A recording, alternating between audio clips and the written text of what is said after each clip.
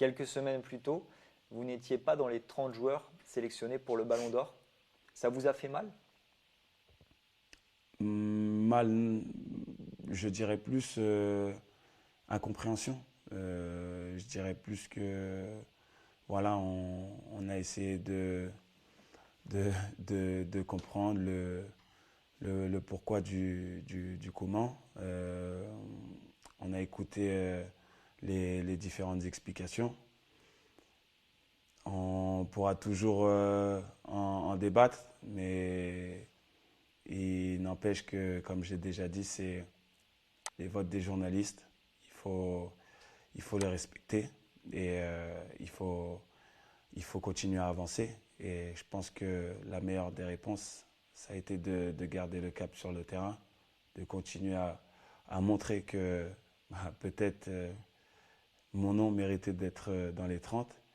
Et je pense que bah, le FIFA de Best et les différentes distinctions que j'ai pu avoir, que ce soit individuelles ou collectives au cours des dernières semaines, sont les meilleures réponses. Et être un joueur africain, peut-être que ça vous a desservi? Vous vous le dites ça?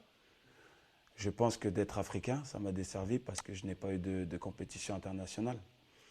Et je pense qu'aujourd'hui, ce qui a fait la différence dans bah, justement ce trophée Ballon d'Or, c'est que bah, j'ai été, oui, couronné d'une belle saison, mais à titre international, je n'avais rien.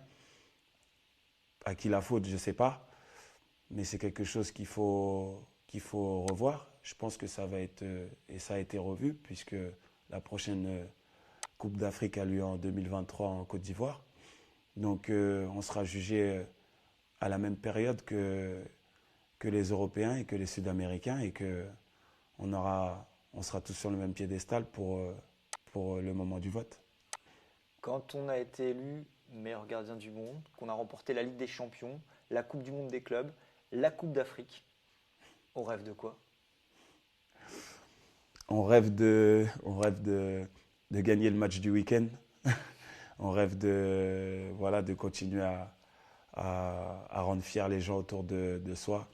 On continue à, à avoir cette responsabilité de voilà, toujours donner le meilleur de soi-même, de répondre présent pour votre club, pour votre sélection et voilà, continuer à faire rêver tous ces jeunes qui nous suivent, qui me suivent et les continuer à les faire rêver, c'est le plus important. Très honnêtement, il n'y a pas de lassitude, on se dit pas, ça y est, j'ai fini le jeu. Fini le jeu. Non, honnêtement, je suis vraiment très loin de cet état d'esprit. Je parlais avec ma mère la dernière fois. Elle, je pense qu'elle est plus dans cet état d'esprit. Ouais. Elle se dit, c'est bon, on a gagné la CAN, c'est fini. Mais je lui ai dit non, la semaine d'après, il y a encore un trophée, donc il faut le gagner. On l'a gagné. Je lui ai dit que dans 10 jours, il y avait encore un autre trophée, il fallait le gagner. J'espère qu'on le fera, mais c'est toujours avoir cette mentalité. Comme je l'ai dit, quand vous commencez à gagner, vous voyez l'émotion que ça procure aux gens et la fierté que ça vous ramène. Vous avez qu'une envie, c'est de continuer à gagner.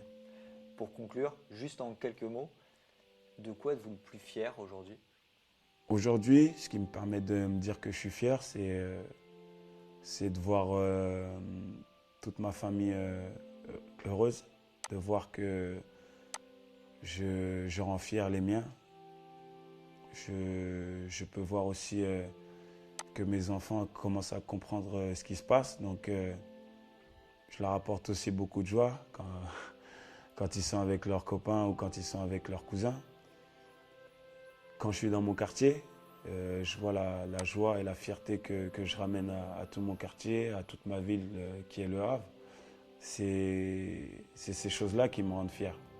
De savoir qu'autour de moi, j'ai ramené de la joie et que les gens sont fiers de moi. Merci beaucoup, Edouard. Merci à toi.